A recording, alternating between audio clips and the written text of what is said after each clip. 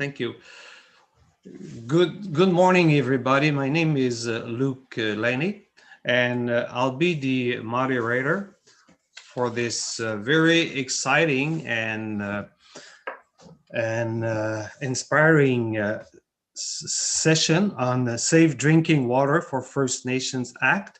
And also I would like to take this opportunity to thank our brothers and our sister of Nova Scotia to allow us to hold our virtual meeting on their unceded territory.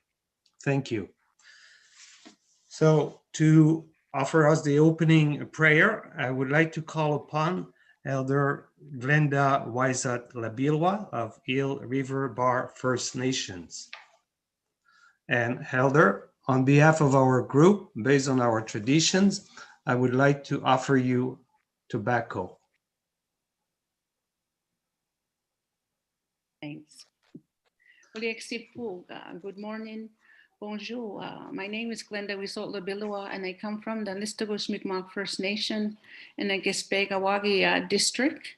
And I live here in Eel River Bar with my family. It's an honor to be here with you today. I thank the Creator for allowing us to be here again, giving us another good day. I want to acknowledge Mother Earth for allowing us to be here, and again, giving thanks to the water. Water being one of the most important elements that we have, and it's one of the most misused elements that we have. So water means a lot to me. I want to thank my sister that has gone on the spirit world, Josephine, that was very, very close to the water. One of the things that she had mentioned one time was, she said, water speaks, and she said, water cries and water laughs. When I heard her say that, I can just imagine that oneness that she had with the water. So that's how precious the water was to our elder Josephine. So again, I thank her for that. My prayers are in Mi'kmaq, but I'm going to talk a little bit about it in English. And it's very quite simple. It's just to give thanks to the four directions, to the four elements, to the four races of men, to the medicines that we use today, that we give thanks. And the very first, the one that we give thanks to is in the east, where the sun rises. We give thanks to the sun that rose this morning.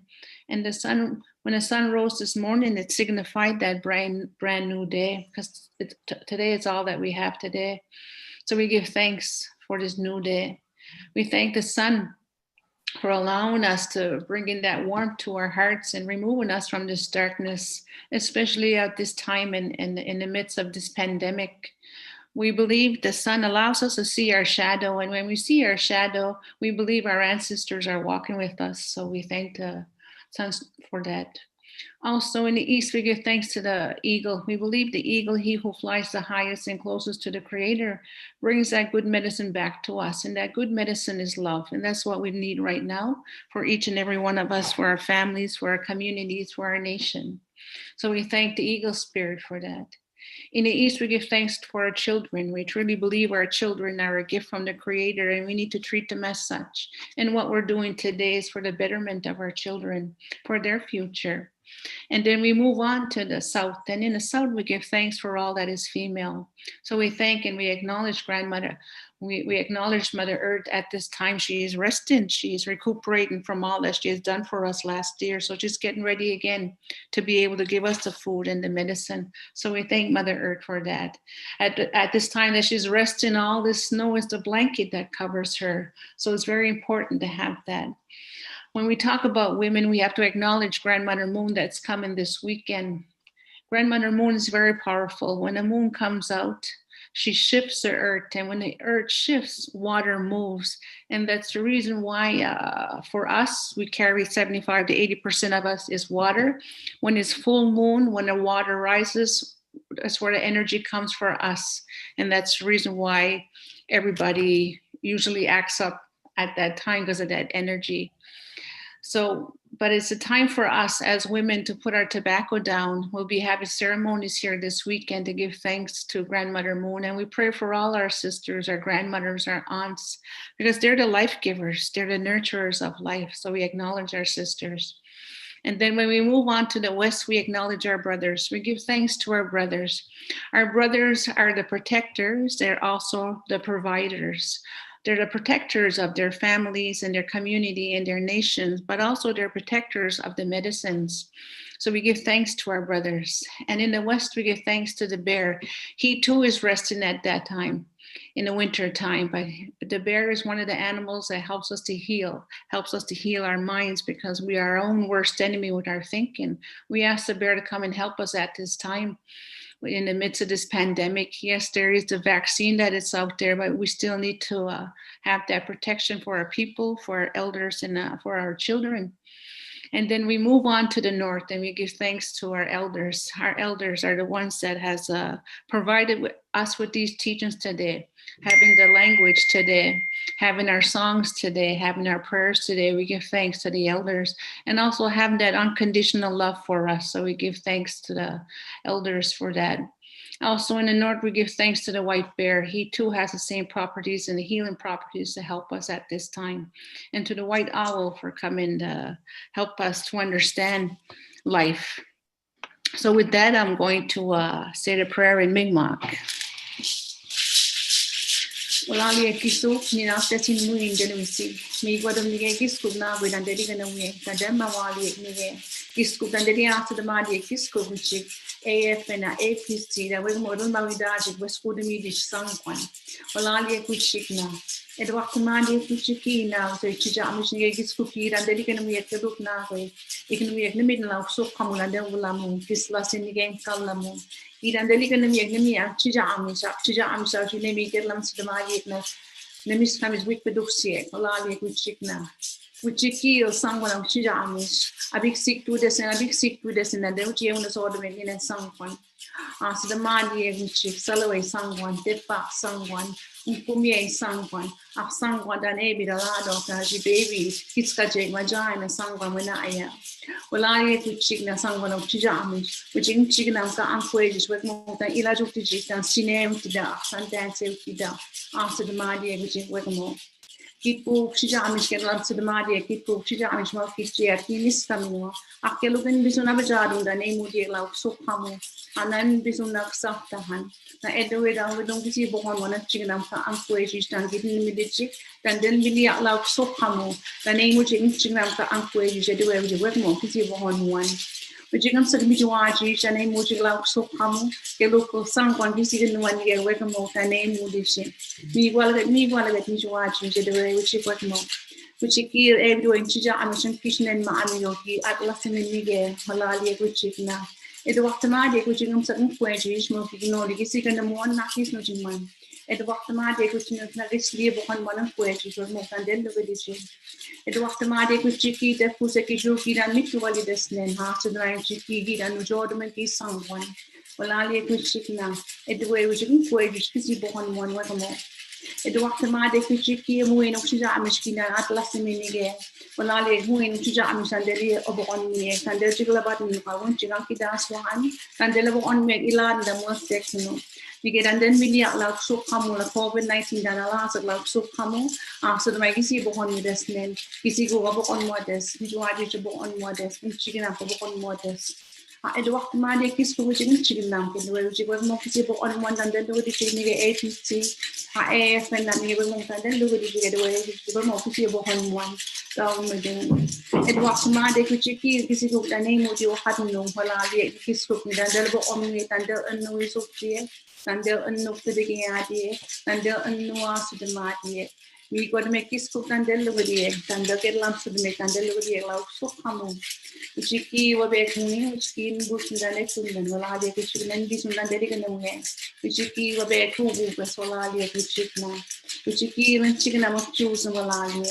It walked to my day near Gisco, you see, only to destiny to look now, we see the destiny Gisco, tandel, Lalia, Uchikna.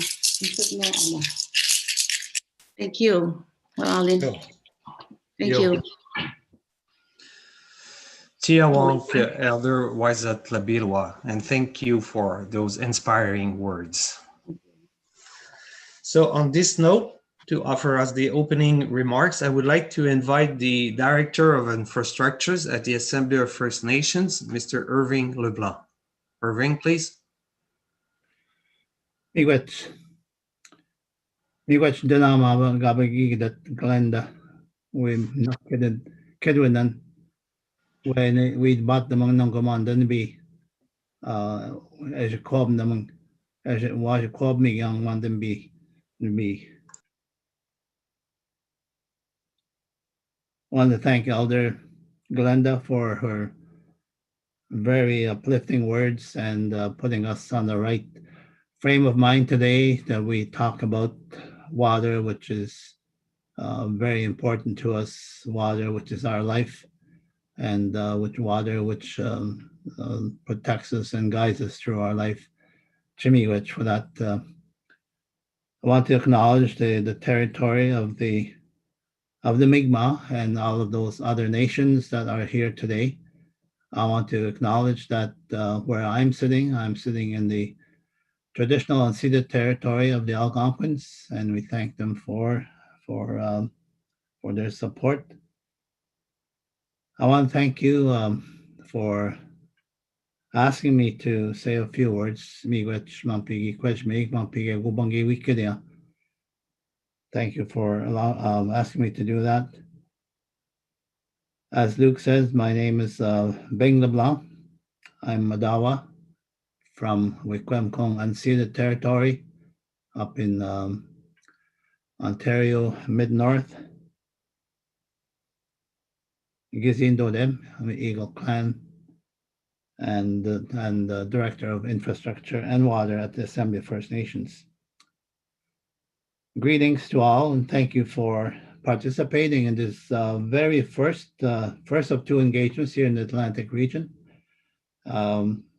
Today, we're going to have further discussions on the repeal and replace of the Safe Drinking Water for First Nations Act. And later on, we'll provide a little bit of background on that and hear from you what considerations should be made on its replacement and further actions we need to do on a First Nations-led safe drinking water legislation. That's really where the heart of it is. This is. Welcome to, I'm sure, many familiar faces I'll see here. It's not the first time we've been here. We've been here many times already. As you know, we had sessions in 2019 on the Safe Drinking Water Act, the long-term drinking water strategy, and the operation maintenance session. So we have been coming to you many times to get your wise advice from yourselves who are the practitioners and who are work with these issues day to day on a daily basis. So we value your input very much, and we ask you to continue to share your information.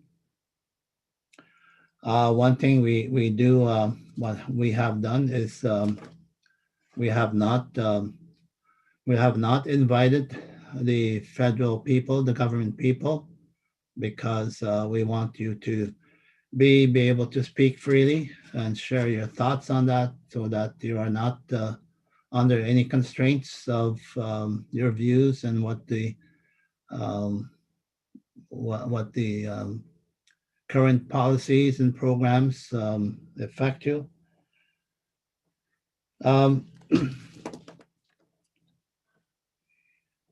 We encourage you to share your ideas, again, comments, views openly. It's very important. This virtual meeting is limited to, as I said, to First Nation organizations and allies. Also, we're all together. We're all together. We're all one here. And this is the first virtual meeting, and thanks to Jared and his crew and the Atlantic region staff for planning this. looking at the agenda and the work that's gone before, I believe it will go very well, and we look forward to. The rest of the world is watching you, Jared. So uh, we'll think it's not the first virtual meeting, so I'm sure I believe it will go well. Um, Again, I thank also the AFN staff who have been behind preparing this and planning everything, preparing the documents. So look forward to a good day, a good amount of discussion. Something is very important to all of us, home, nationally, to us who are away from home, our children, our elders, and those, especially recognizing that the importance of water during this pandemic, and remember those who do not have access to water during this time and who are um, in overcrowded housing conditions and um, very impacted by one person getting the virus in the house and goes to all the people in the house, no crowd. So we pray to the Creator, and thanks, Glenda, for bringing that up also to Chimigach. Thank you, Jared. Thank you, Luke, very much. Thank you.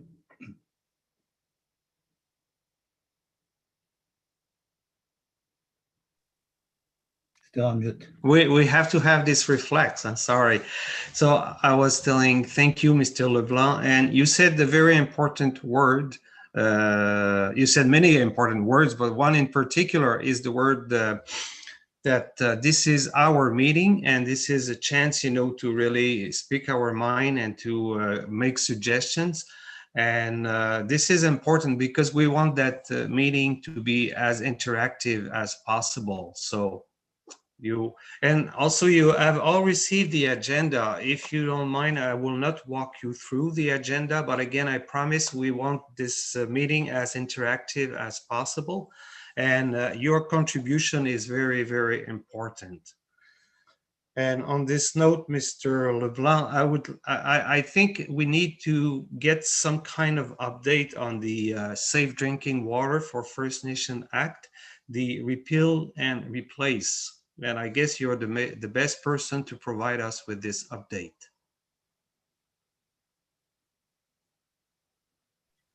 Thank you, Luke. Thank you for that comment, but there are others who have as much information or maybe more, but I will do for this one. So I don't have.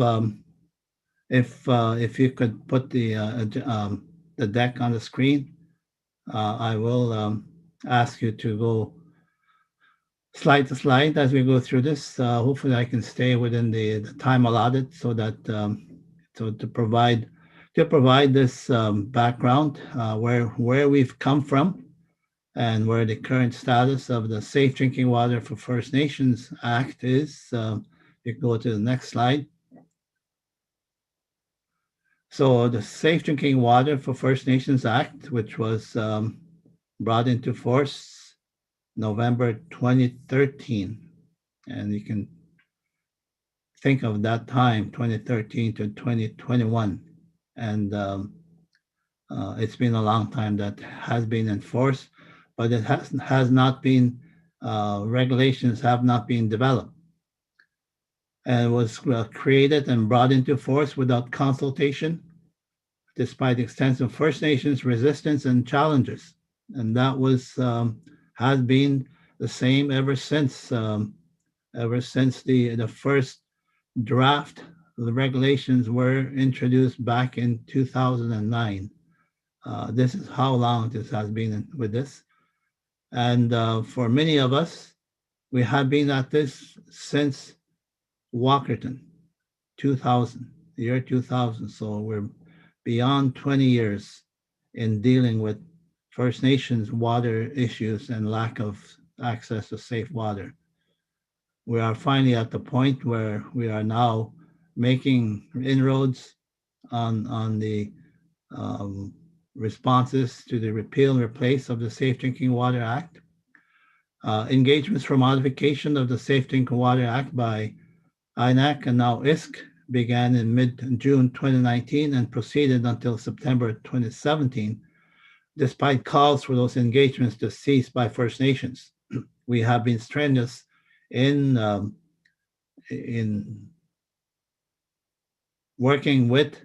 trying to work with the federal government, with Canada, to stop their engagements. And in spite of that, they still wanted to go ahead with the engagements on the Safe Drinking Water Act.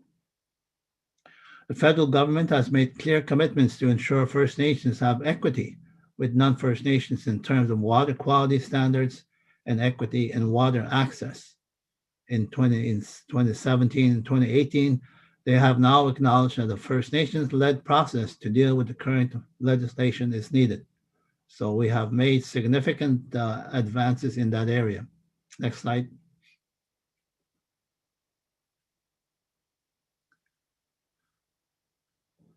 So as we all know, the Assembly of First Nations is directed by resolutions passed by the Chiefs in Assembly or First Nations in Assembly. And in the recent years, 4 AFN resolutions were passed on safe drinking water related to with water-related matters in 2017, 2018, reflecting substantial results of sustained First Nations advocacy, which shifted the approach of the federal government on the Safe Drinking Water Act. The first one, and there's been many over the years. Resolution 26, 2017, Safe Drinking Water for First Nations Act, repeated the call for repeal of the Safe Drinking Water Act and immediate cessation of federal government engagement sessions for amendment of the Act, and instead call for the federal government to develop in partnership with First Nations the next steps in engaging with the Safe Drinking Water for First Nations Act. So we see that we have the full support of the First Nations Assembly passed at the annual General Assembly or the special assemblies. Next slide, please. Resolution 88, 2017 is another one of the steps in moving us in the right direction. First Nations-led engagement process for safe drinking water legislation directed the AFN to establish a joint working group comprised of AFN Chiefs Committee on Housing and Infrastructure and their regional technicians, federal representatives, legal counsel for AFN and the federal government, and other experts as necessary to co-develop a draft framework of new legislation. So this begins the process of providing us the authority mandate to start developing a framework for new legislation. And you'll see updates on that later on where we are.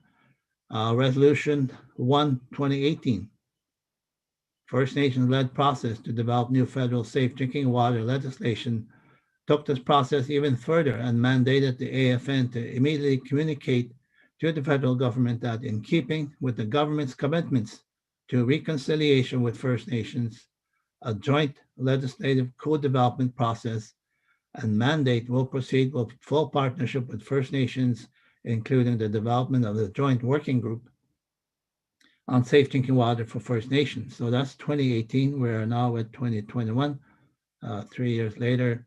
Next slide, please. Our response, the AFN's response to the resolution is to develop a Chiefs Committee on Safe Drinking Water, First Nations Safe Drinking Water legislation, drafted the First Nations Safe Drinking Water preliminary concepts. Many of you probably saw them last time when we were last in 2019. Presentation of the preliminary concepts to the Chiefs Assembly at the AGA in Vancouver in July 2018. And out of that, Resolution 26, 2018, support for a First Nations safe drinking water legislation preliminary concepts with the mandates of preliminary concepts as a working document to support engagement, directs the AFN to proceed with national engagement and develop new safe drinking water legislation, directs the AFN to advocate for co-development of this legislation in a manner that affirms and ensures First Nations rights, interests, aspirations, Inherent rights and laws, standards, guidelines, and processes are protected. So you see, it has been a steady advance in seeking mandates towards where we want to end up with this Safe Drinking Water, First Nations-led Safe Drinking Water Act. So next step, next slide, please. In 2019, I mentioned earlier, engagements were held to discuss key elements of the proposed repeal and replace. And these were the topics that were covered. We went across the country and held discussions on these 5 topics in every region. Rights and responsibilities, water governance, transboundary issues, financing, and standards on the provision of water and sanitation. Next slide, please. Next, the next steps for this year and the next coming year, short-term 3 to 6 months, continue with the joint working group on safe drinking water for First Nations being finalized. The terms of reference has gone quite far and just needs to have some final reviews. National regionally led engagement process initiated, and this is one of them. Expert videos prepared for the key topics, and time willing, we'll be able to see some of those, which really help support thinking and background on some of the work that's being done here. On the longer term, for the next 6 to 2 years, proceeding with co-developing draft framework, a very important part of it, that activity.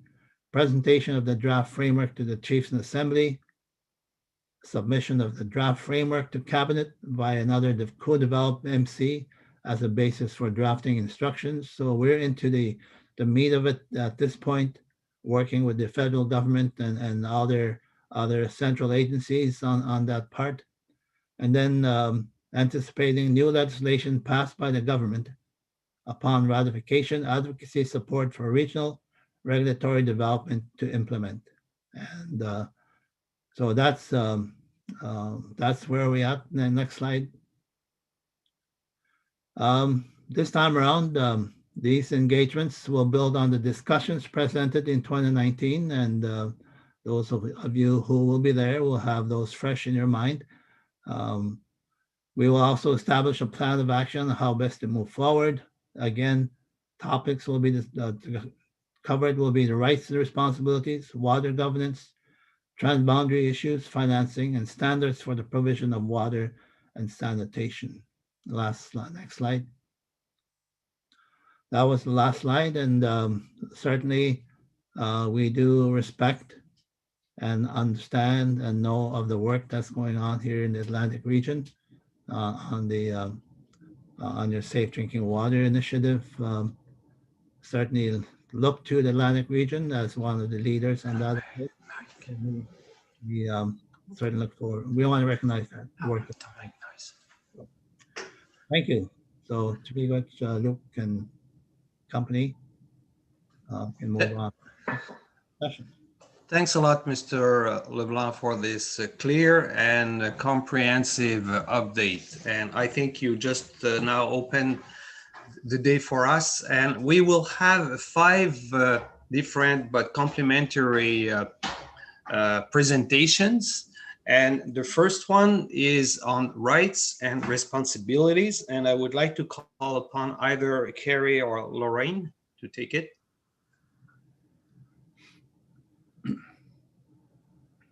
Laurie, did you want me to go first?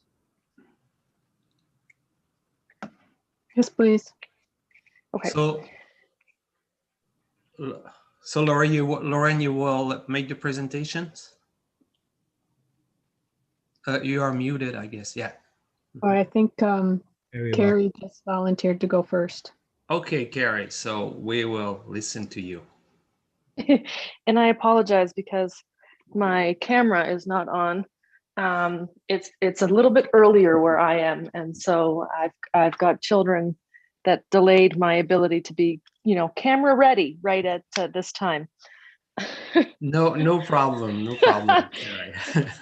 I'll turn it on shortly, but I'll take you through the first one here, and then Laurie is going to take us through most of the discussion topics today. So many of you will recall that in 2019, we came to the regions with a lot of options, and they were quite detailed, as you're seeing on the slide in front of you right now.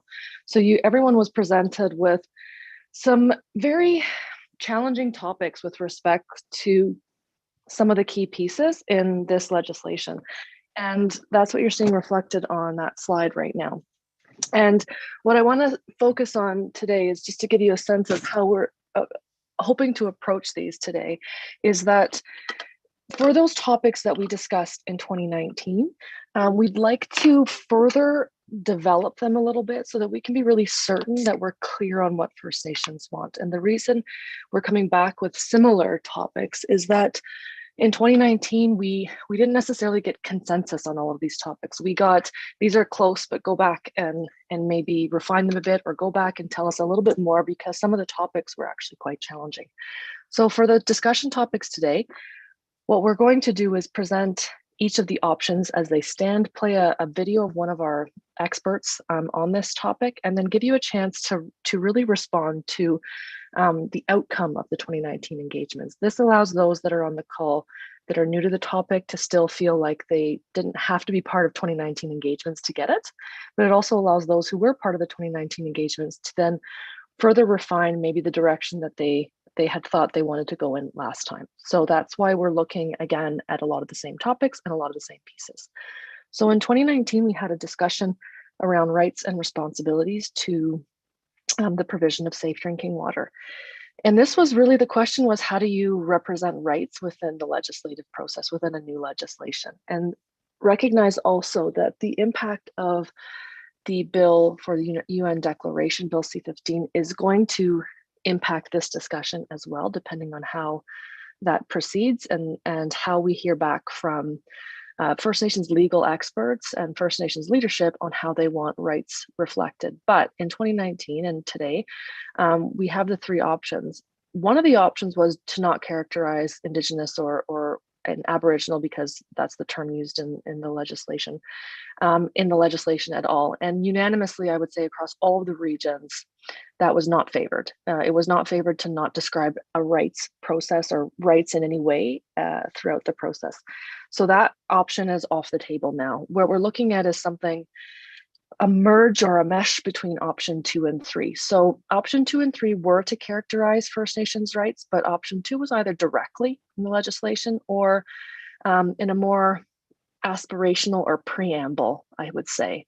And participants across the regions felt that it needed to be something in between. They felt that option 2, directly in the legislation, might be difficult to actually implement, given the diversity of perspectives on it, and also just what the legislation is meant to do.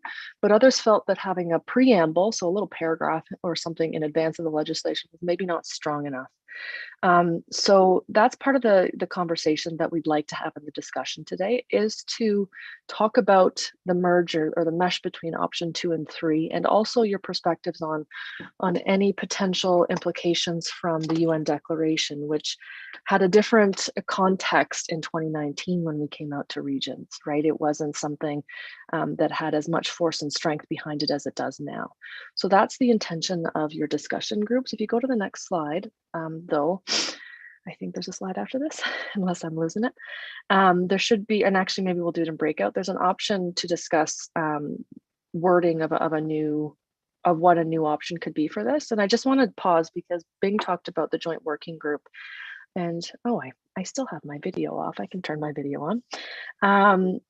Bing talked about the options that exist for the joint working group, and I want to let you know that as part of these discussions, and these will be sustained discussions over the next year or 2 years until the legislation is done, we hope to get your feedback, and everything that you say will be summarized and brought forth to the joint working group, so that the joint working group that will develop the legislation at all times will have access to the information provided by First Nations. So we're really trying to merge a community up and a joint working group down. So conversations that are had at the joint working group table, we're going to bring back to you in similar types of engagements.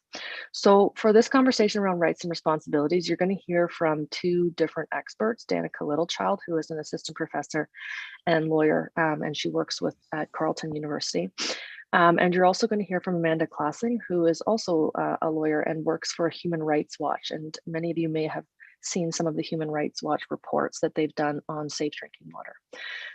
So you're going to see those videos, which are meant to give you, they're not meant to tell you everything about rights and responsibilities, but they're meant to sort of stimulate a little bit of your thinking and thought process around what we should be talking about. And then really what we'd like to discuss is whether or not you agree or disagree with having water rights explicitly written in direct or aspirational form within the new legislation. And ideally, bring your perspectives of what you've seen recently or your perspective on potentially the UN declaration as to how best the new legislation can address rights and responsibilities. So I'll leave it there and I'll throw it back to you, Luc. Thanks a lot, Carrie. So as you said, I think we have two short videos to watch, and after we'll open the floor for some discussion, and there will be on Menti questions to address. So the videos, please. Life. Water is life.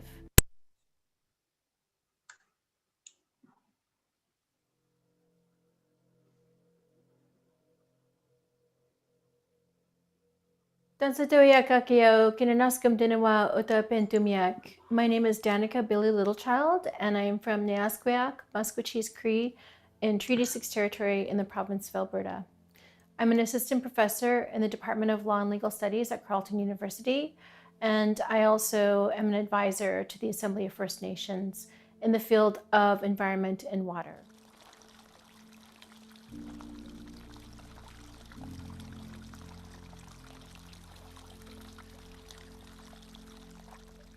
I'm here to talk to you about water rights and responsibilities and First Nations in Canada.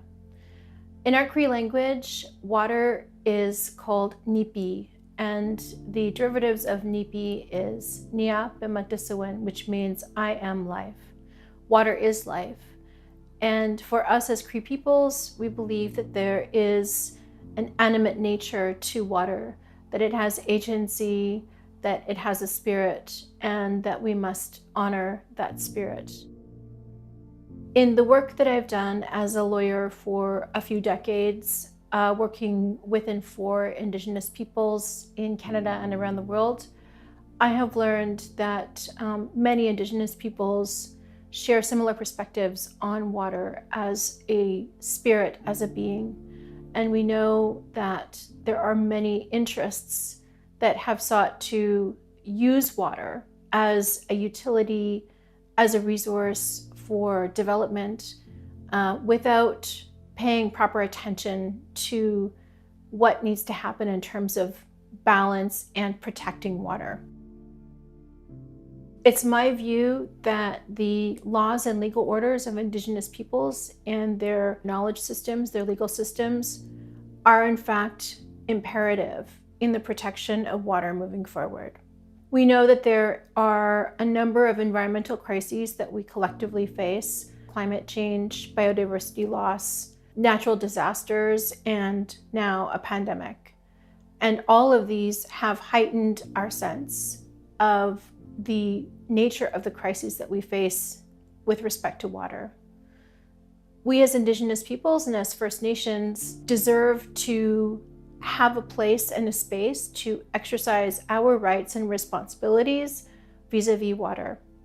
Our systems ought to be respected and elevated to a position of equity and equality to the written systems of the mainstream institutions and legal orders.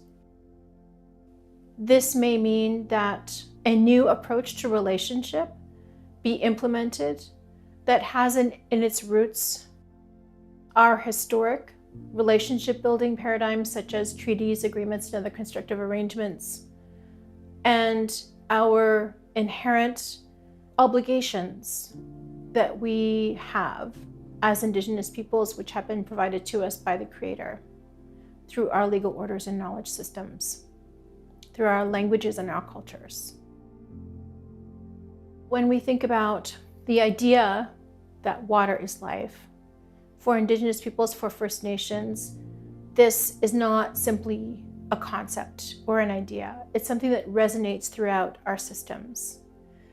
And in order to ensure that water is protected in the face of a multitude of environmental crises, we have to arrive at a different way of engaging between First Nations and non-Indigenous peoples that fundamentally respects our systems and allows them to function without disturbance.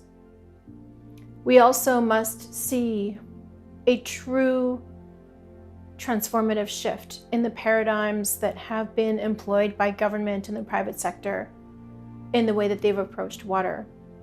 In order for that to happen, we actually need Indigenous peoples themselves, First Nations leadership themselves, through their own systems, to be recognized and respected. Hi, hi, Ninaskum Tanawao. Hi, hi, thank you.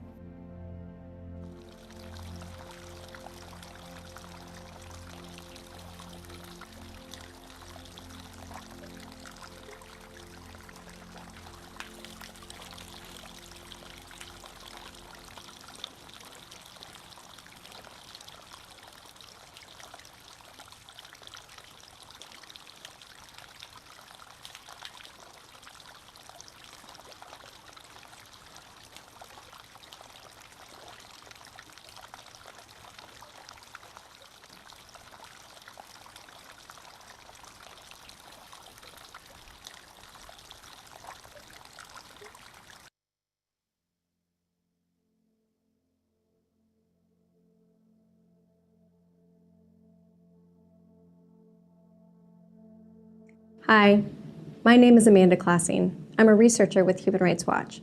We're an independent, international human rights organization dedicated to investigating and exposing human rights abuses around the world. We operate in over 90 countries, and since 2015, I've been working in Canada documenting the First Nations water crisis as a human rights abuse.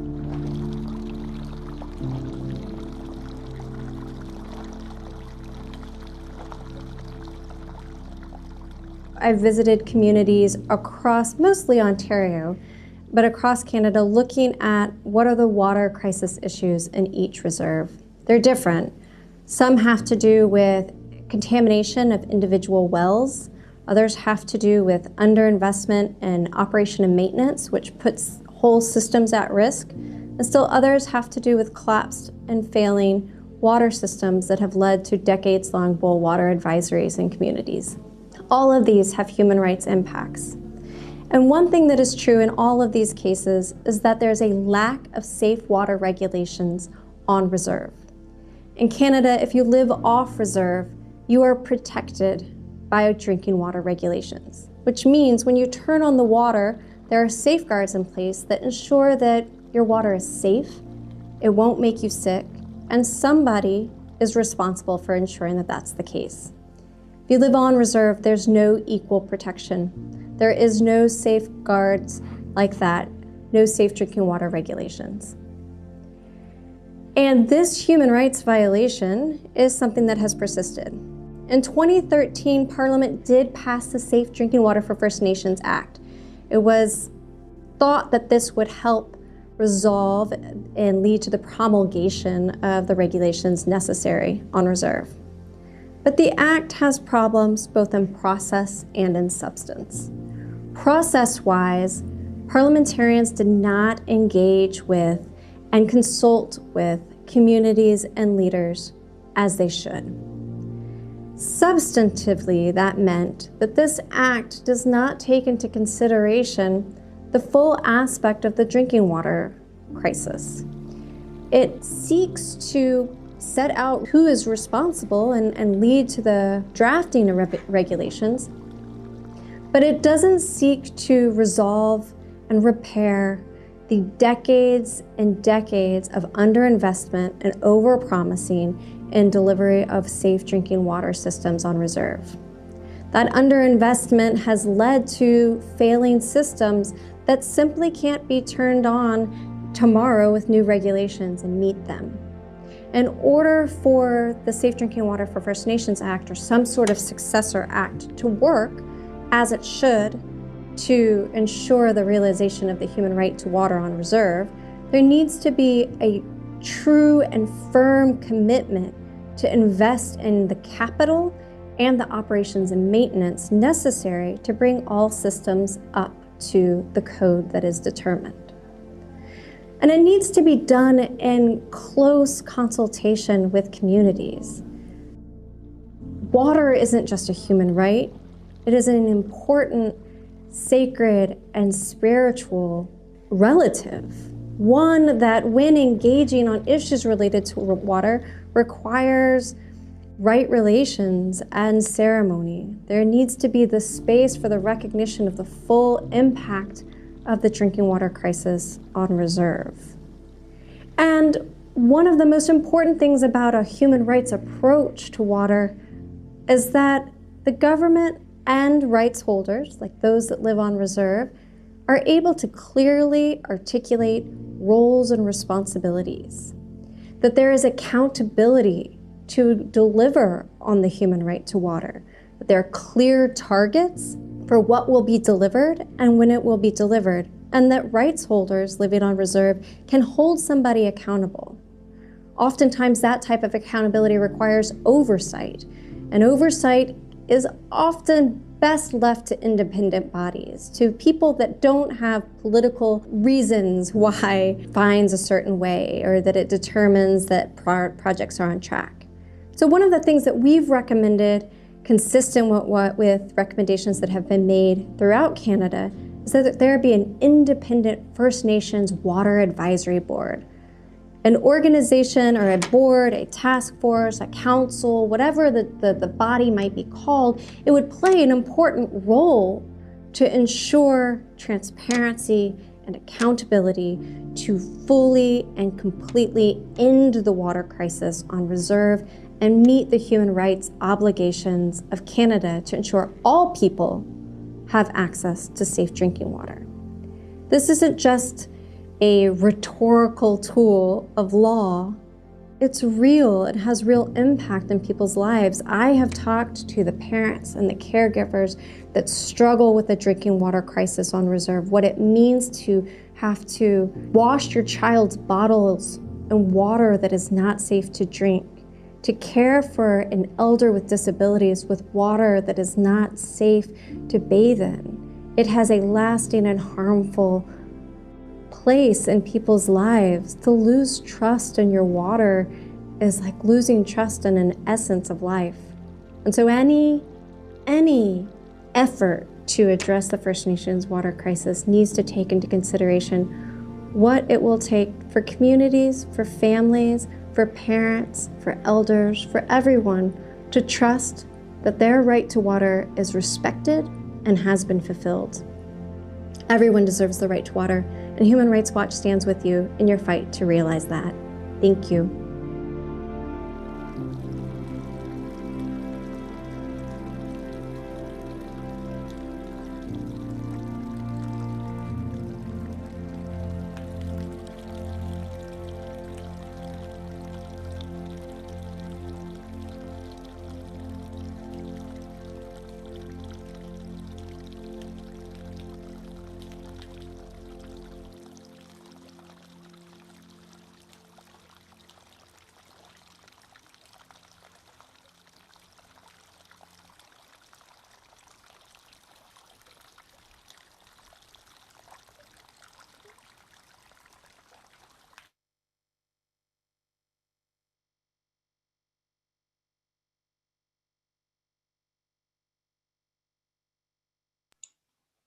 So thank you.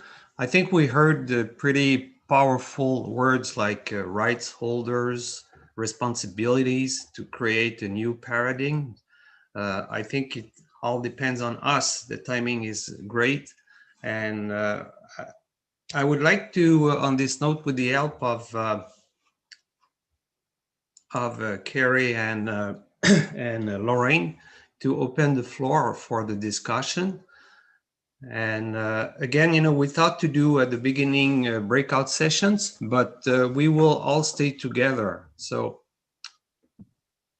I would like to invite people who have some reactions to this, those two short presentations. And again, the discussion is that we are talking about the new legislations, and according to you, this new legislation should characterize First Nations water rights in direct or aspirational form with a strong non-derogation and non-abrogation of rights clause in the body of legislations and no mention of Crown rights. So maybe to open the discussion, Carrie and Lauren, maybe you can explain to us, maybe in your own words, what it really means in practical terms.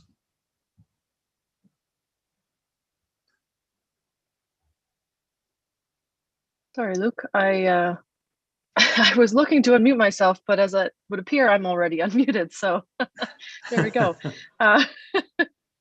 Sorry about that. Yeah, so we had shared, and I'm not sure how many people have had the opportunity to review some of the older documents with respect to the preliminary concepts, a First Nations led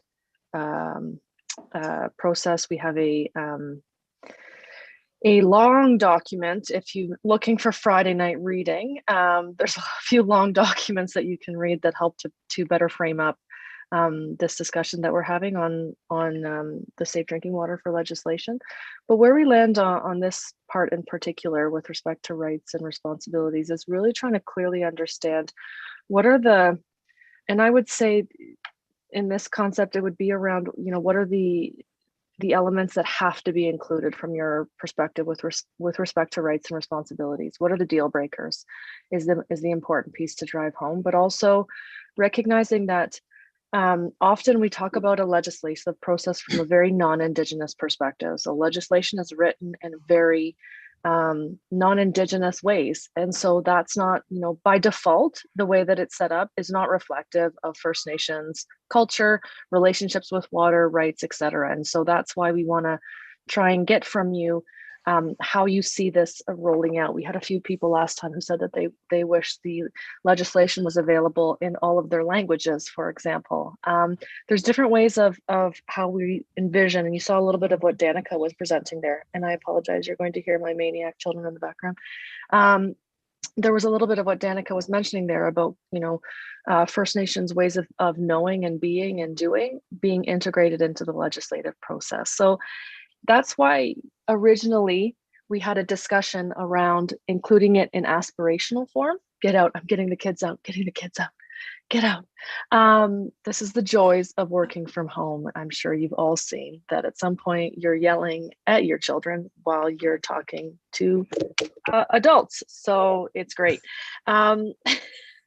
So with respect to that, option 3 was aspirational form, is that a lot of people felt that in the interest of moving legislation forward, maybe we had to move past some of the elements that First Nations wanted to see in that. However, I do think the conversation around the UN Declaration is helping us in this regard. It may actually be advantageous for this legislation to come in after the UN Declaration. I mean, we're not going to have a debate about the UN Declaration legislation on this call in particular, because I think that's a whole nother discussion of whether or not everyone around the table is agreeing with what's in there. But it's an opportunity, 1, to learn from the process, but 2, to think about the best ways to ensure that this legislation is respectful of what's in that UN Declaration in its truest form. I think we have the momentum in the right way to push something a little bit more, I don't want to say ambitious, but yes, it is ambitious, but I want to say more reflective of what First Nations actually want to see in that legislation. And the last thing anybody wants to do is to get to a point where we've got a piece of legislation that is no different or feels no different than Bill S8 or Bill S11, where people feel they weren't engaged in a sustained manner. So that's why we're trying to continue repeated conversations to ensure at every step of the way, we actually fully understand. We also recognize that the urgency of this in Atlantic is a little bit different than in other regions because you're already moving forward with this. But I think there's an opportunity here to have a really good discussion about where you think rights and responsibilities.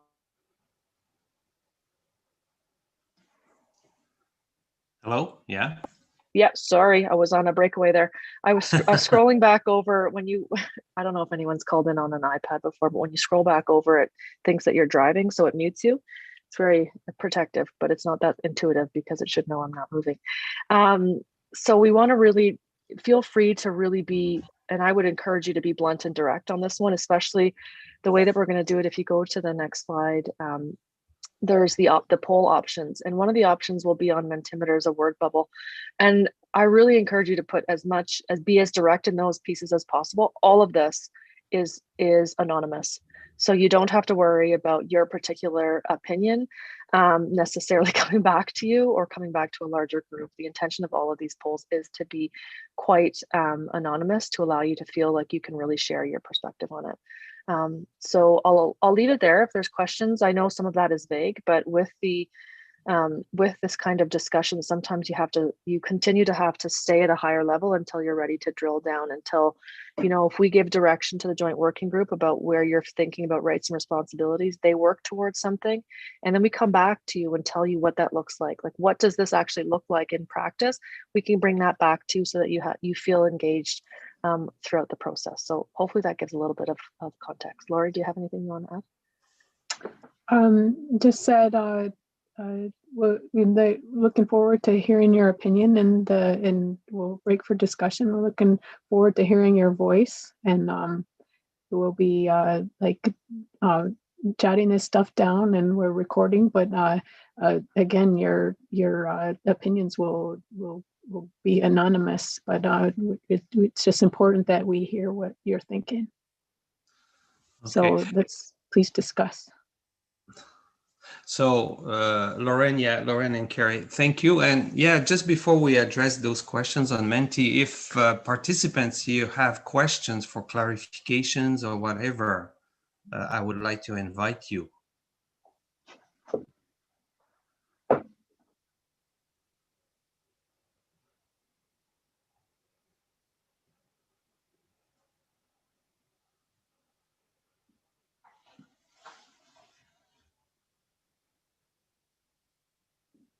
I can start off by saying this is all new to me.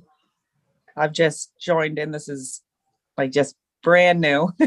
So I'm not very familiar with the legislation, or I'm kind of embarrassed in a way because I'm not sure what's going on. And watching those couple of videos, I got quite emotional.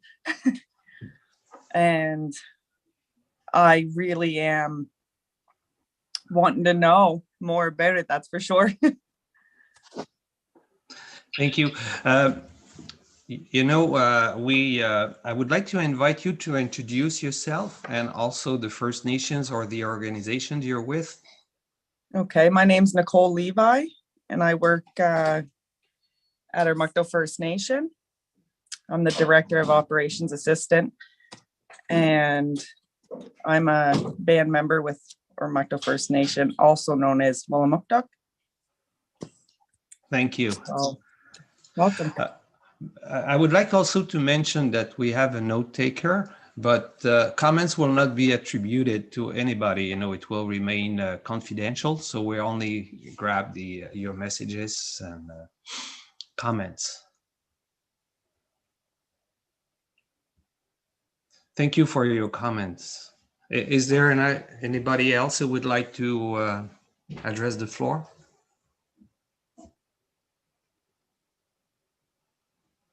Maybe, look, I will just say to Laurie not to feel embarrassed. Don't feel embarrassed about not knowing anything about the legislation. In fact, that's a really good thing.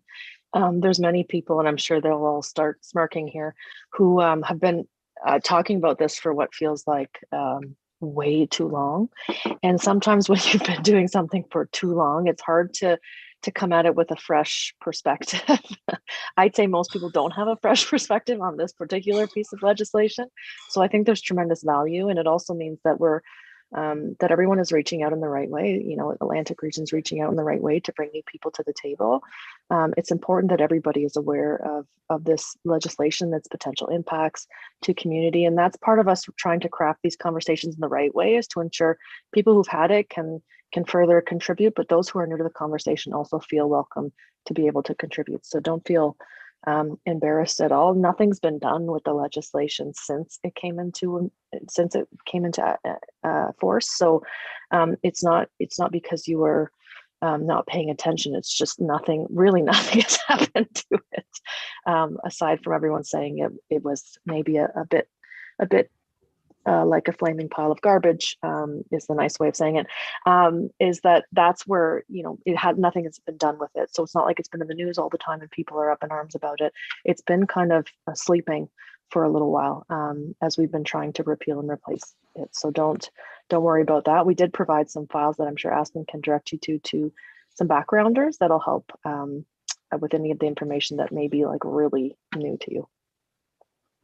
Thank you. I think this is an excellent comment, and I would like also to echo your comments. And this is your chance. This is your meeting, so do not hesitate to ask questions. And we have people with us, you know, experts that can provide us with practical and clear responses.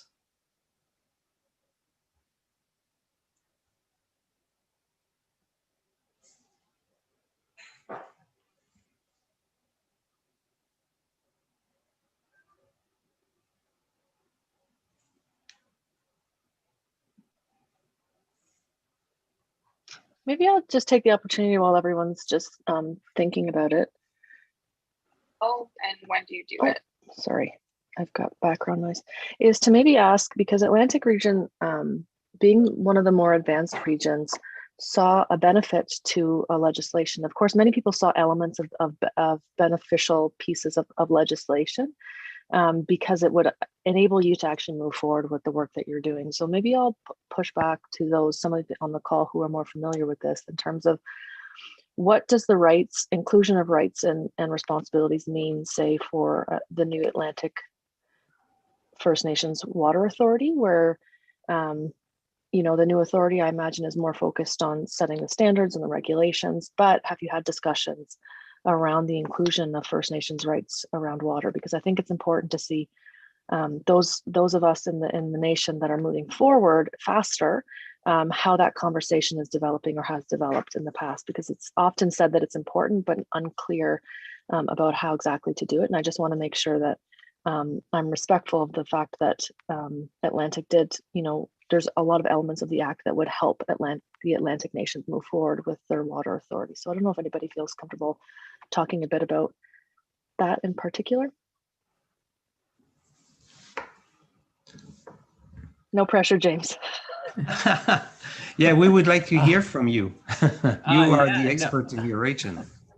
I'm certainly the expert in creating the Atlantic First Nations Water Authority, but I don't want to, I don't want to change anyone's opinion, or I just want to speak for how the authority was developed in the anticipation of the act back in 2013.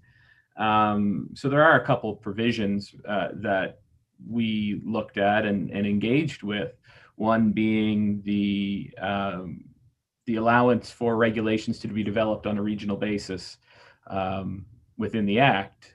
So as the new Atlantic First Nations Water Authority, we want to be, as a utility, regulated in what we do, and that's for, you know, wastewater effluent, water quality, and actually our business practices. We want those regulated as well. So in doing so, we worked with Dalhousie University to set up or develop a comprehensive set of regulations back in 2013 that actually were submitted to the federal government and approved by All Chiefs resolution through the Atlantic Policy Congress. And when we developed those regulations, we looked at all the Atlantic provinces and picked the most stringent standards, but also looked at the safe drinking water guidelines, the CCME regulations, that sort of thing. But the other piece, and I know, and these are just kind of some of the things that we looked at. The other piece that's in the act that, you know, it allows for a third party to own and operate systems in communities. Now, on at face value, of course, it's very problematic to have to think of a third party kind of coming in and own and operate the systems. But when the chiefs began interacting with the act back then, they said, well, you know, what if we create the third party, and it's a First Nations owned and operated organization that owns and operates the systems in the communities, and in doing so lifts the liability that, you know, put on chief and council for water quality, and puts that liability into an organization that they own. So those were two pieces I know that are you know, that we kind of saw coming, that could have potentially been problematic, and kind of jumped on and worked with. So I just want to kind of start with that. So it's useful. Just would you please introduce yourself and your title with your organization? Apologize. My name's James McKinnon. I am the Chief Operating Officer of the Atlantic First Nations Water Authority. Thank you, James. You see on the screen, we have the second questions on Menti, and up you have the address menti.com, and also the code to have access.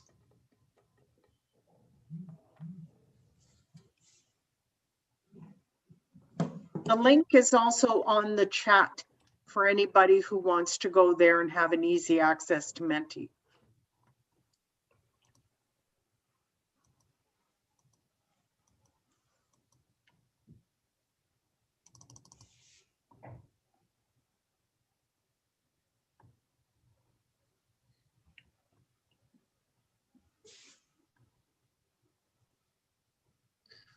And again, your comments or questions are always more than welcome.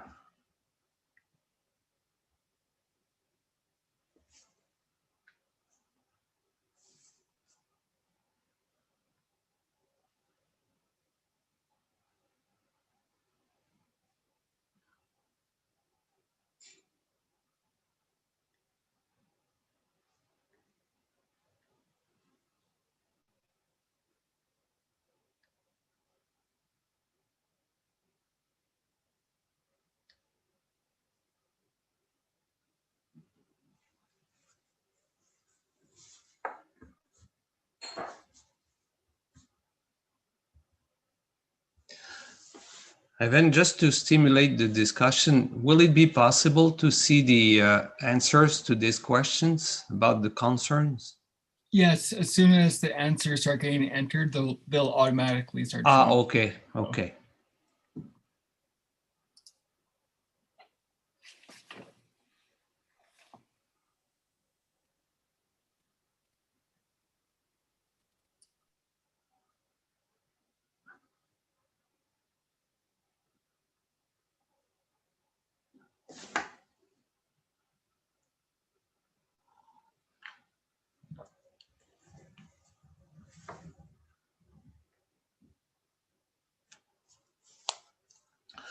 So maybe another 3 minutes.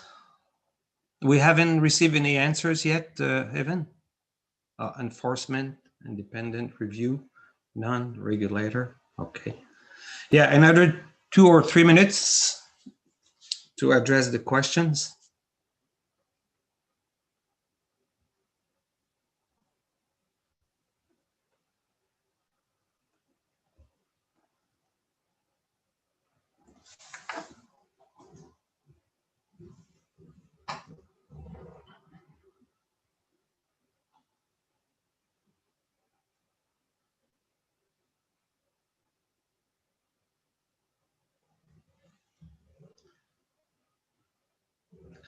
And Kerry or Lorraine, before we move to the next presentations on water governance, would you like to add few comments? Maybe in reaction to the concerns that we can see on the main screen? Yeah, I think there's some good stuff on there in terms of, in particular, one of the pieces that has come up in the past is how do you actually, even if you write them in, how do you enforce that? How do you enforce First Nations water rights, for example? Does anybody, I don't know if anyone feels comfortable maybe describing that concern in greater detail. Some of you have also said enforcement, which I think is regulation, and how you actually enforce that and let it be independent. I don't know if anyone feels comfortable to share some of those pieces, but you would see in the UN Declaration some pretty aspirational statements written about, not aspirational, they're not meant to be aspirational, but to many people they can sound that way, because how do you actually enforce that when you're working, say, within a specific watershed and there's a lot of players involved and they have access to and rights to, or they feel they have rights to that supersede First Nations rights? How does a piece of regulation reassert First Nations rights around water? It's a difficult piece to weave into, but I see some of that reflected in the comments back in terms of concerns. Thank you. And I would like to remind the participants that in the word bubbles, you are allowed to give as many responses as you would like to.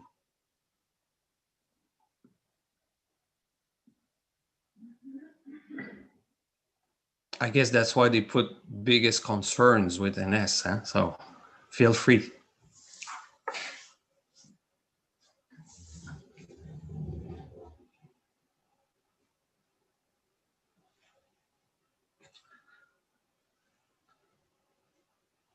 Okay, so I thank you to Carrie and Lorraine and to all of you.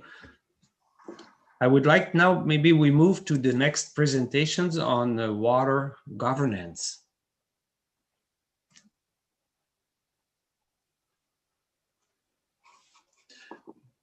Carrie and Lauren, are you walking us through again? Yes. Okay.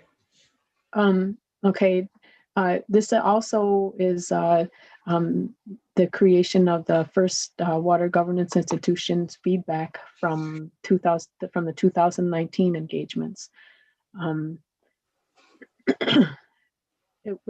2019, they were presented with the three options for the water governance, and the fourth option was not favored in any way. Don't engage the water governance arrangements at all in the legislation. That was not favored. The third one was, the first two were the option one, create a water governance approach and structure, or First Nations Water Commission in the legislation, and it was considered to blending with option two, create a high level of approach and structure for First Nations water governance to be grown organically at the national level using First Nations Water Commission. The pros for those two options: provides certainty and clarity to all parties, creates or improves First Nations institutional capacity, can be structured to support local, regional, and national approaches, ensure safe drinking water, and is in first hands of First Nations, and balances certainty and clarity with options to evolve organically, allows some national level governance with room for local approaches. It helps address capacity problems.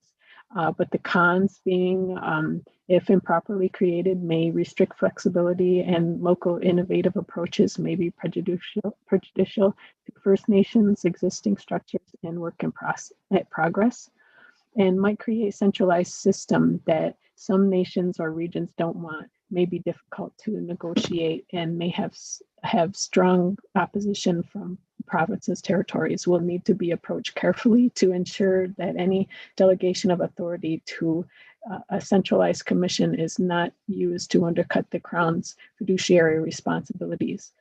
And the third option was also somewhat favored. Create an opt-in approach to exercising water governance. The pros being allows for local variability and readiness of First Nations, and the cons creates a patchwork of systems and approaches. Next slide, please. In the next slide, we do have a video from a subject matter expert. She'll introduce herself, Meryl Ann Fair, and let you know her her background, and she'll give you some good words on the water governance advice. And then we'll come back and to go into another discussion similar to the last one. After this round of discussion, though, we'll have a break after this discussion before we go forward. But can we view the video now for everyone? Thank you, Lorraine. Yeah, let's watch the video.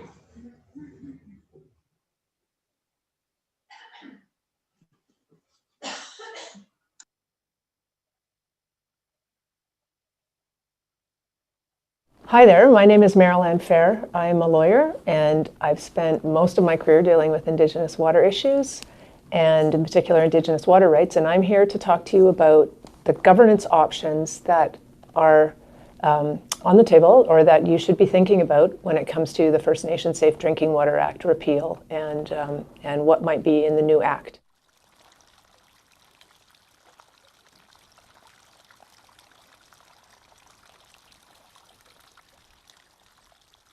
Let's just start with what governance means and what it doesn't mean, or at least what I'm suggesting today. So governance is about decisions. It's about who makes them, and it's about who sets the goals and the direction and the big picture accountability, the vision. Those are the things that are what governance is including. It includes things like who gets the money, when do you get the money, which technologies are used, things like that. It's even the highest goal around water about, what is the ultimate water quality that we're trying to achieve. Those are the decisions that are included. That's what governance is about. Governance isn't usually about day-to-day management. Operations and management, usually by the time you get to that stuff, you've already made governance decisions. So this isn't about day-to-day management. So here's some options. First, I'm gonna break it down into two groups. There's the what. Let's be clear about what are the options. What are the things we could create? And then we'll talk about how can we get there. So the what, basically there's three options as I see it. There might be others, but just to be as simple as we can about this. The first option, of course, is the status quo. It means nothing changes. We basically continue on with what we have. And remember, on that, we do already have a First Nations Safe Drinking Water Act. It already includes the opportunity to work with the federal government to do agreements with the minister about what would First Nations want to take over from what the minister already does. What would First Nations want to take over to provide safe drinking water and deal with wastewater? That already exists. Some First Nations have used that option. So you could too. And that would mean nothing needs to change right now. But mostly, separate from that, the status quo really means that you're not involved in basically any decision-making when it comes to providing safe drinking water. The high level, the money, the technology, who gets what, how long things take, that is really fully the federal government's decision-making right now. And it does that according to its own priorities. It takes into account things that First Nations say, but it's doing it under its own priorities, and it would continue to do that under the status quo option. Now, the upside of that for you is that there's not really a lot of risk or liability. You're not making many of the decisions, they are. But the downside, of course, is that you're not in control of your own destiny on this. You're waiting for decisions to be made for you by the federal government, and you might not get the decisions you want. And I think we know that many First Nations feel that they don't. So that's the status quo, upside and downside. Now, if the status quo isn't good enough for you and you want some change, there are basically two other options you could consider. Let's talk about the second one. So status quo is option number one. Option number two is what I call cooperation or cooperative governance.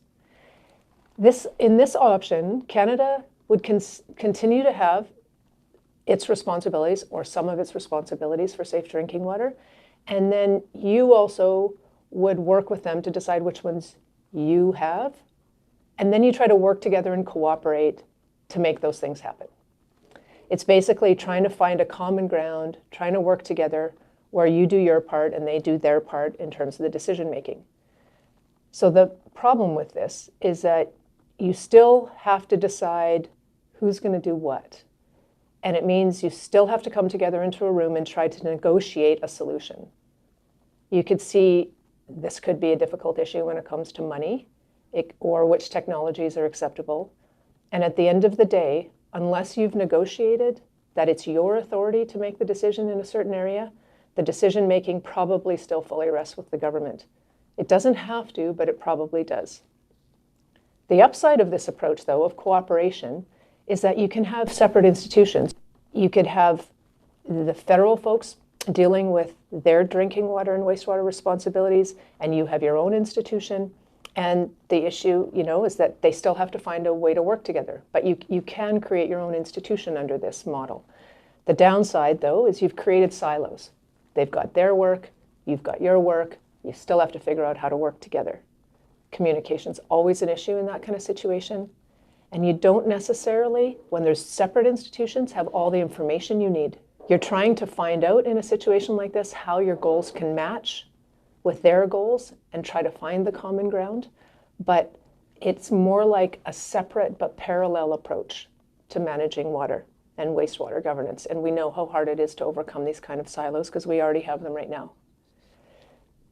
The third option is what I refer to as collaboration or collaboration government, collaborative governance. This is where you sit together and you build a new institution that meets the goals you set together. You create the rules together, you determine the money together. This could also be called a First Nations Water Institution or a First Nations Water Commission. But the upside with this is that everybody's in the room all the time. Information is fully shared and transparent, and you should be able to make the best decisions this way. You're both in it together. You're both in the institution. The downside, of course, is that it's hard to work through. It's hard to do this kind of work. It takes more time, probably a bit more money. This is the option, though, that is probably most aligned with the expression that says nothing about us without us. And it probably is most in line with the original concept of the treaty relationship, which is to work together. So those are the three options for the what. What are the options for what we could do? Status quo, cooperative governance, or collaborative governance. Keep everything the same, keep things separate, but try to cooperate together, or build a new and effective institution together that you co-design and co-implement. Okay, so now I'm going to move on to the how, meaning what does it actually look like? How could it actually work on the ground? So there's three options here also. The first option is that regardless of which approach you take, of those three that I just listed, at the end of the day, everybody still goes it on their own. That's the first option. Every First Nation could have their own water authority or institution, for example. What's good about that is that everybody could design their own water authority to meet exactly what they need just for themselves.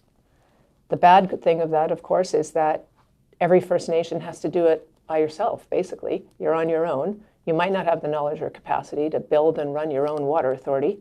And you are actually then also having to take on all of the conversations that you need with all of the other governments at the local and regional and national level that have anything to do with water, and you're having to do it yourself. It's probably the most expensive way to do this and the least efficient. And it's kind of like the status quo option because basically everybody's kind of on their own right now anyway. And so it's like trying to fight your own water battle again.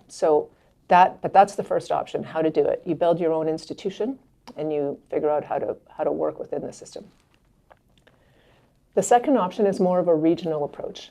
And by regional, it could be, there's a lot of different meanings to what regional could mean. It could be regional by an Indigenous nation, the Dene, the Cree Nation, the Ojibwe Nation. It could be nation-based. It could be individual First Nation-based, or as I said, or it could be broader. But it could also be, for example, along provincial boundaries. You could come together as a group of First Nations and realize that the major partner you need to deal with will be the province, because they make lots of decisions that might impact water quality. And so you want to be able to deal with them as a unit. So you want to create a provincial scale First Nation Water Commission.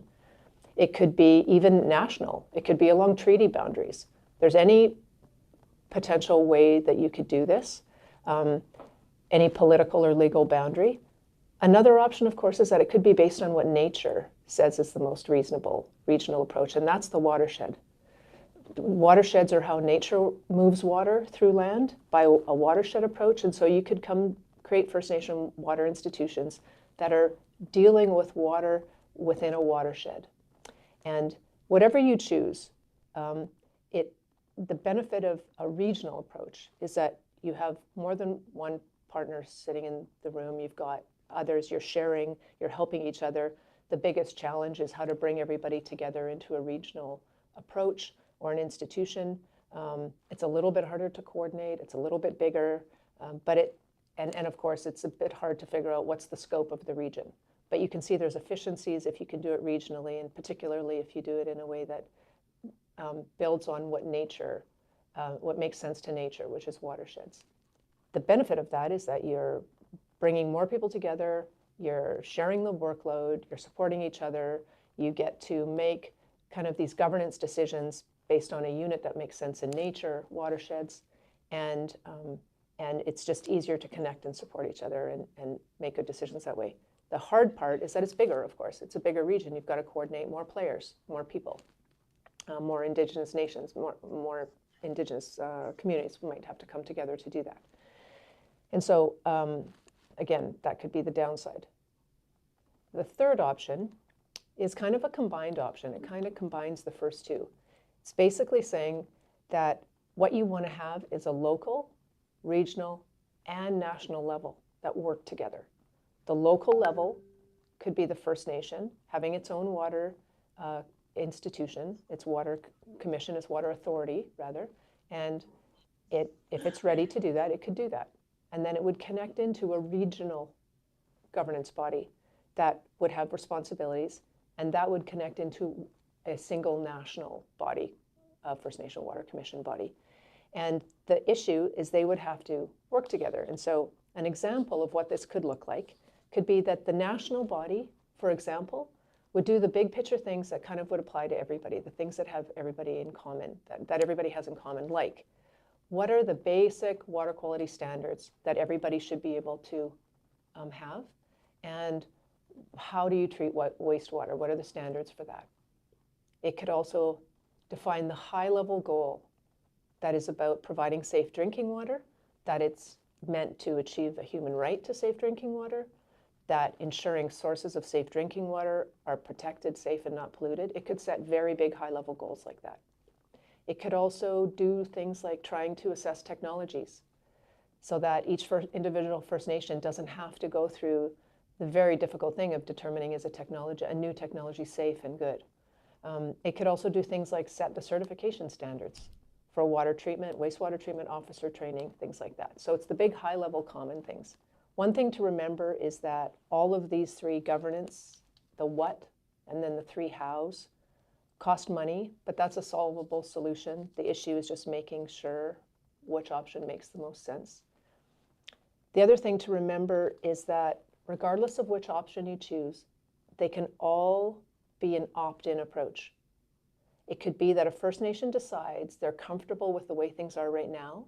They're not ready to do any of these things, and so they want to stick with the status quo. The other things could still proceed, and a First Nation could participate when they're ready or not. So to summarize, governance is about decisions and setting the goals and the direction, not about day-to-day decision-making.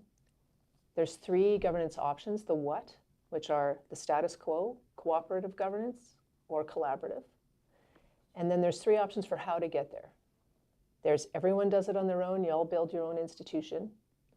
There's maybe a regional or a national approach, or there's a combined approach where maybe we have the three layers and we have to figure out how to work them together. The I wanted just to say two final words about the whole governance piece, because it's related about rights and about the United Nations Declaration on the Rights of Indigenous Peoples. The First Nations Safe Drinking Water Act doesn't and shouldn't and won't give you water rights. Those exist separate from this. They were before this. What the law does is create the ability for the minister to work with you so you can take over maybe some of the obligations that he has under the law, or you can work to develop agreements on how to do safe drinking water together. That's what the law does, but it's not about giving rights. Those inherent treaty Indigenous rights already exist.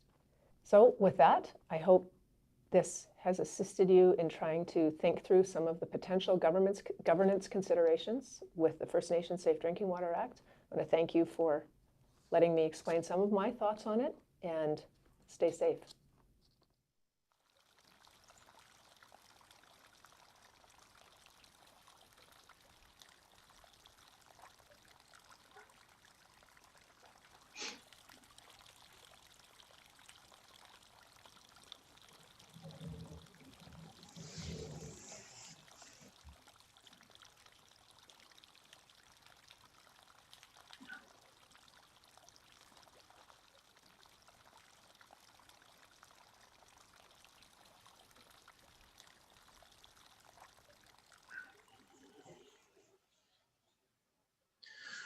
Well, I think it was a powerful presentations. I like it when the presenter said that governance means decision. And when we say decisions, it's not the day-to-day management. So it's really called upon our leaders, to make decisions.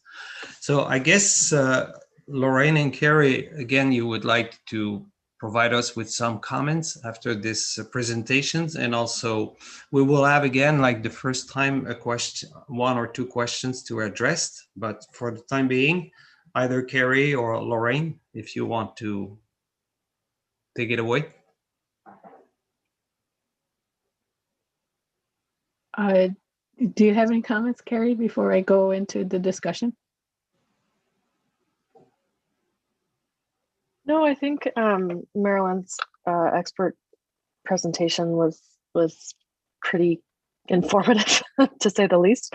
So I think that gave everybody a good overview. We are still discussing the Water Commission piece as an option for water governance, but on this piece in particular, it would be important to ensure that you feel a regional piece is reflective. So we often talk about national level structures, but you'll want to make sure that there's something to support your work regionally. So it might be that we turn to APCFNC or the Atlantic Water Authority to give their perspective on governance structures that would support their work, which is important in the discussion. But I think Marilyn covered off that somewhat complicated topic pretty well.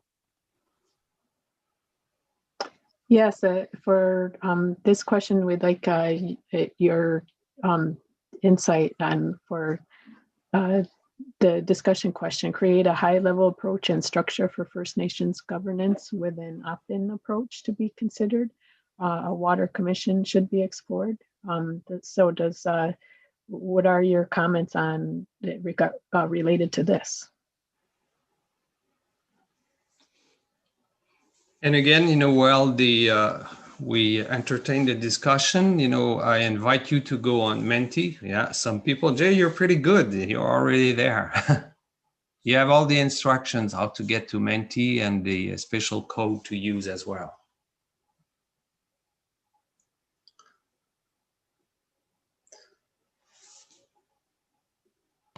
I know this was. I have a. Yeah, would you please introduce yourself? Yes, my name is Tristan Brown. I'm the manager of the Atlantic CRTP program.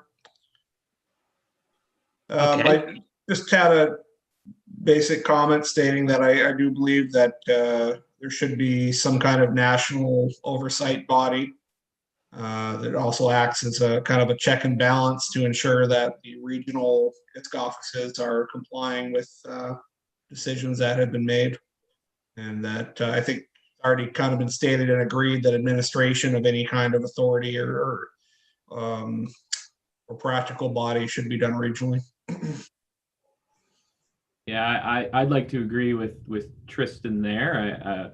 I kind of noting back to Carolyn's comments on a kind of collaborative governance. The regional approach. I think it's no surprise that it's one that I advocate for. But a First Nations Water Commission kind of as a compliance body or an oversight body for kind of even regulatory issues or business issues, that kind of thing. I think there's a lot of value there, but that's just kind of I always want to preface that I'm speaking from the kind of an advocate from a regional approach, and I don't want to kind of sway anyone else's kind of comments or anything like that. But I do see value in a national commission as a kind of a compliance body. It would be a resource for the regional, I guess, authority bodies to turn to in dealing with federal government. Thank you. Yeah. Again, I'm sorry. I would like people to introduce themselves because, with those virtual meetings, we hear you, but it's good to know, your name and sometimes your organizations or First Nations. Sure. I apologize for that. And just to ask, for clarity, should I be introducing myself each time? Yeah, please. Yeah, it's because Okay. we don't know who's talking. And No, apologize. Absolutely. So this is James McKinnon from the AFN, from the Atlantic First Nations Water Authority. So again, that was just my comments, agreeing with Tristan on the regional approach and the use for a commission as a compliance body. Okay, thank you. Any other comments? We see, I think there are 6 people who have already voted.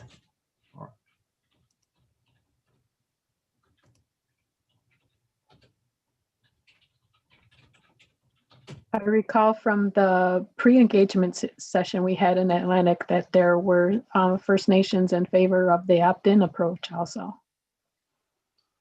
Thank you, Lauren. Yeah. James McKinnon here. Yeah, I think that's, and again, I think that's consistent with what we've developed with the Atlantic First Nations Water Authority, which is completely kind of opt-in collaborative governance. If communities are free to join anytime they wish, if they want to be part of the authority. So thank you, Lorraine. Thank you. So Carrie or Lorraine, you see the results, 6 people voted yes, 0 for no, 7 now, and 0 for maybe. So I don't know, either Lorraine or Carrie, if you have any closing remarks. This is good. I would maybe ask,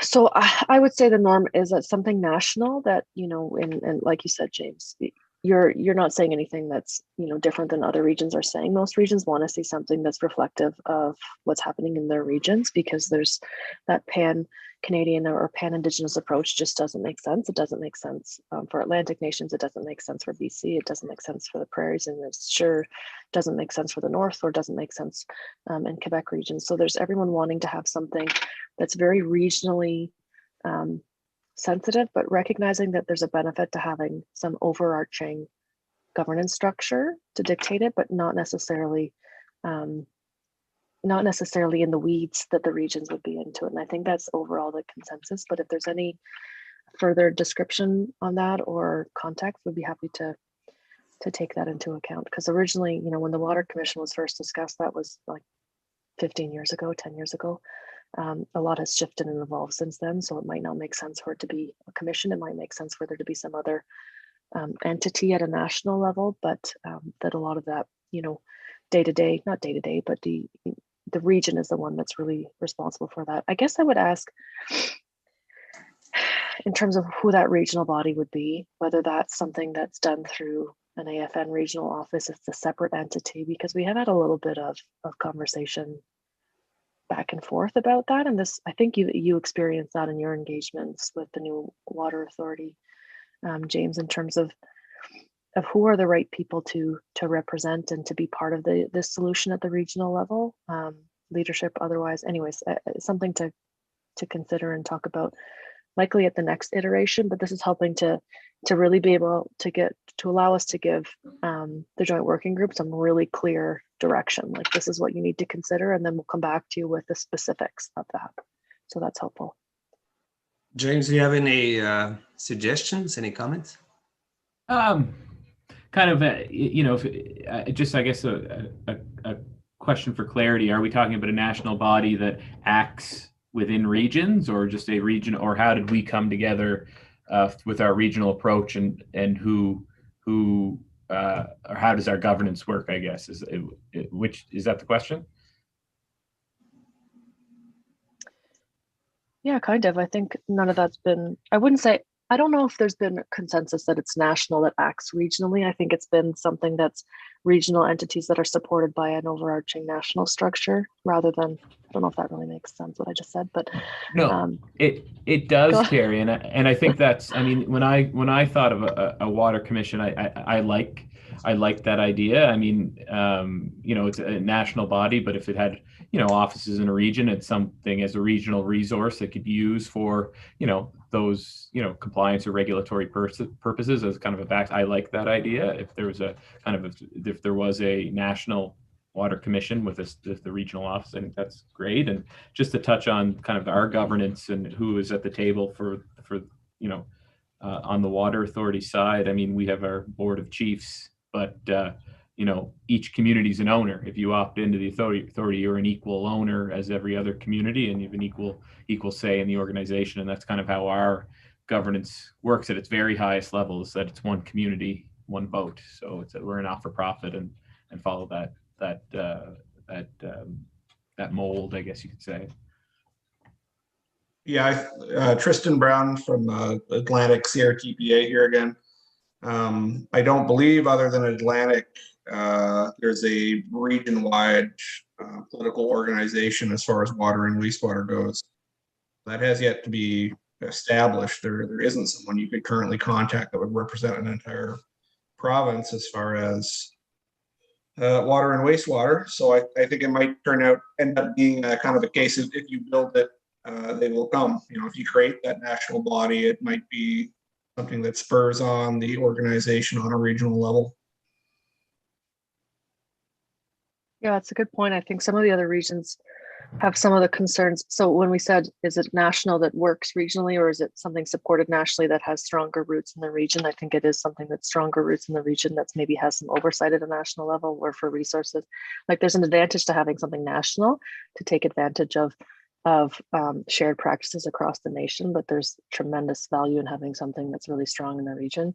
I think that we might talk about this further when we get to their standards and regulation, because that's where this really comes up for a lot of people, is who's actually going to tell me what the water needs to be at in terms of the standards and regulations, and then who's going to enforce that. And really trying not to reproduce. The last thing you'd want is a system that reproduces the current approach. So you'd really want something that's rooted in regional process and understands what's happening at the region, but that's also, we'd have to think about, not we, the people that write this crap, would have to think about how to structure that so that when we bring it back to you, it's really clear how that mechanism would work and support one another, but also not. A lot of regions feel nervous about having their hands tied to something that is separate from them, I guess. I don't know if that's making sense, but there's some good considerations in there. And I value the opinion that's coming out here, which is there's value to that national piece, so long as there's that strong regional component to it. Thank you.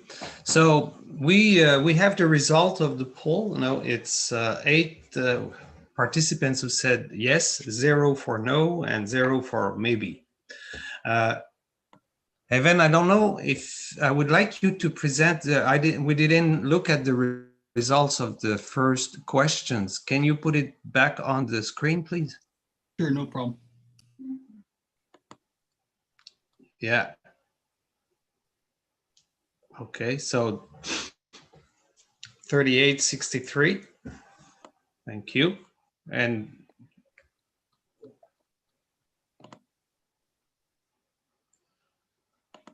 one, I guess, political person. Yeah, welcome. And 8, no. Okay.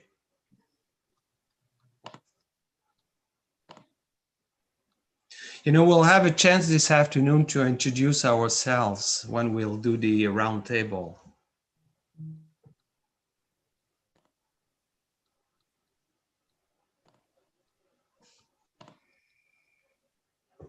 So do you agree that the new 8? Yeah. 8 in favor and 0 no and 1 maybe. Interesting.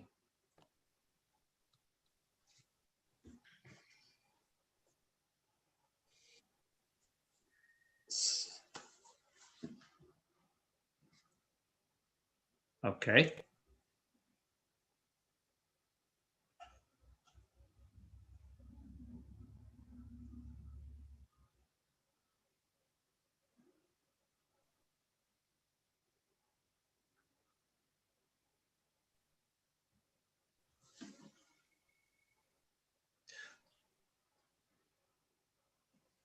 Okay.